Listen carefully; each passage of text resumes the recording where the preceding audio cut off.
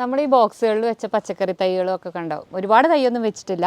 അപ്പോൾ നമ്മൾ കുറച്ച് മുളക് തൈയൊക്കെ വെച്ചിട്ടുണ്ട്. അതൊക്കെ കണ്ടാൽ നല്ല ഉഷാറായി വരുന്നുണ്ട്, നല്ലോണം കായ്ച്ചിട്ടുണ്ട് കേട്ടോ. അപ്പോൾ ഇതിന് നമ്മൾ കാര്യമായിട്ട് നമ്മൾ പുറത്തുനിന്ന് വാങ്ങിച്ചിട്ടുള്ള വളമൊന്നും നമ്മൾ ഉപയോഗിക്കണില്ല. നമ്മുടെ ബയോബിൻ ഉപയോഗിച്ചിട്ട് നമ്മൾ ഉണ്ടാക്കിയ കമ്പോസ്റ്റ് തന്നെയാണ് ഇതിനൊക്കെ കാര്യമായിട്ട് ഇട്ട് കൊടുക്കുന്നത് കേട്ടോ. ഇങ്ങനെ നമ്മുടെ വീട്ടിലൊരു ബയോബിൻ ഉണ്ടെങ്കിൽ ചെടികൾക്കൊക്കെ ഇട്ട് കൊടുക്കാൻ വേണ്ടിയിട്ടുള്ള വളമൊന്നും നമുക്ക് പുറത്തുനിന്നൊന്നും വാങ്ങിക്കേണ്ട ആവശ്യമില്ല. നമ്മുടെ ഓരോ ദിവസത്തെ പച്ചക്കറിയുടെ പഴങ്ങളുടെ ഒക്കെ വേസ്റ്റ് ഉണ്ടെങ്കിൽ നമ്മളതൊരു പാത്രത്തിൽ എടുത്ത് വെച്ചിട്ട് അത് നമ്മൾ ഈ ഒരു ബയോബിന്നിൽ ഇട്ട് കൊടുക്കുക. അതിന് സിമ്പിളാണ്, വേറെ പ്രത്യേകിച്ചൊന്നും ചെയ്യേണ്ട കാര്യമില്ല. നമ്മൾ കുറച്ച് ചകിരിച്ചോറ് അല്ലെങ്കിൽ ഇനോക്കുലം എന്ന് പറയും, അതായത് ഈ പെട്ടെന്ന് വളമായി കിട്ടാൻ വേണ്ടിയിട്ടാണ് ഈ ഇനോക്കുലം ഉപയോഗിക്കുന്നത്. അപ്പോൾ ഇനോക്കുലം എന്ന് പറഞ്ഞാൽ അതിൽ ചകിരിച്ചോറിൽ ഒരു സാധനം മിക്സ് ചെയ്തിട്ടുണ്ടാവും.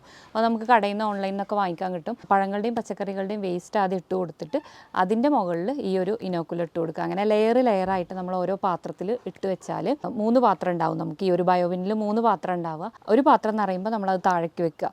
അങ്ങനെ നമുക്കൊരു 2-3 മാസം കഴിയുമ്പോൾ നമുക്ക് ഏറ്റവും താഴത്തെ പാത്രത്തിലുള്ളത് നമുക്ക് നല്ല വളമായിട്ട് കിട്ടും. കണ്ടതുപോലെ ഇങ്ങനെ നല്ലൊരു പൊടി പോലെ നല്ല വളമായിട്ട് കിട്ടും. അത് നമുക്കിതുപോലെ നമ്മുടെ പച്ചക്കറിക്കും അതുപോലെ നമ്മൾ തൈകളൊക്കെ ഉണ്ടെങ്കിൽ അതിൻ്റെയൊക്കെ ചോട്ടിൽ ഇട്ട് കൊടുത്തു കഴിഞ്ഞാൽ നല്ലൊരു വളമാണ്. പിന്നെ ഒന്നാമത്തെ കാര്യം, നമ്മുടെ അധികം സ്ഥലമില്ലാത്ത ആളുകളൊക്കെ ആണെന്നുണ്ടെങ്കിൽ നമ്മൾ ഈ ഒരു വേസ്റ്റ് ഒന്നും അവിടെ ഇവിടെ ആയിട്ടൊന്നും കിടക്കൂല. നല്ല വൃത്തിയായിട്ട് തന്നെ നമുക്ക് എന്താ പറയുക, നമ്മളെ പരിസരം സൂക്ഷിക്കാൻ പറ്റും. അതുപോലെ തന്നെ നമ്മളിതൊക്കെ ഇട്ട് വെച്ച് കഴിഞ്ഞാൽ ഇതിൻ്റെ അടിയിൽ ഒരു സ്ലറി പോലെ വരും, ഒരു വെള്ളം വരും. ആ സ്ലറി ഈ ഒരു ട്രേയിലാണ് വന്ന് വീഴുക.